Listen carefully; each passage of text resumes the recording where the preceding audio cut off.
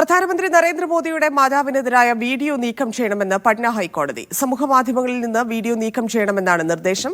സ്ത്രീത്വത്തെ അപമാനിക്കുന്നതാണെന്ന് ചൂണ്ടിക്കാട്ടി നൽകിയ ഹർജിയിലാണ് കോടതിയുടെ നിർദ്ദേശം.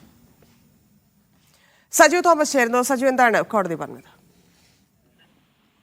ധന്യ, പ്രധാനമായിട്ടും വോട്ട് ചോരി ആരോപണവുമായി ബന്ധപ്പെട്ട് ബീഹാർ കോൺഗ്രസ് ആണ് പ്രധാനമന്ത്രിയോട് തന്റെ മാതാവ് സംസാരിക്കുന്ന ഒരു ആർട്ടിഫിഷ്യൽ ഇന്റലിജൻസ് വീഡിയോ പങ്കുവച്ചത്. സാമൂഹ്യ മാധ്യമത്തിലൂടെ പങ്കുവച്ച ശേഷം വലിയ രീതിയിലുള്ള വിമർശനമാണ് കോൺഗ്രസിന് കേൾക്കേണ്ടി വന്നത്. പ്രത്യേകിച്ച് നിരന്തരമായിട്ട് പ്രധാനമന്ത്രിയുടെ മാതാവിനെ കോൺഗ്രസ് ആക്ഷേപിക്കുക എന്നുള്ള വാദഗതികളൊക്കെ വരികയും, പ്രത്യേകിച്ച് പിന്നെ ഈ വിഷയവുമായിട്ട് ബന്ധപ്പെട്ട് പ്രധാനമന്ത്രി അസമിലടക്കമുള്ള സംസ്ഥാനങ്ങളിൽ ഈ വിഷയം ഉയർത്തിയത് നമ്മൾ കണ്ടതാണ്. അതിന് പിന്നാലെയാണ് ഇപ്പോൾ പാട്ന ഹൈക്കോടതിയുടെ ഒരു നിർദ്ദേശം വന്നിരിക്കുന്നത്. പാട്ന ഹൈക്കോടതി ചീഫ് ജസ്റ്റിസ് ബി ബൈജന്ദ്രിയാണ് ഇത്തരം ഒരു നിർദ്ദേശം നൽകിയിരിക്കുന്നത്.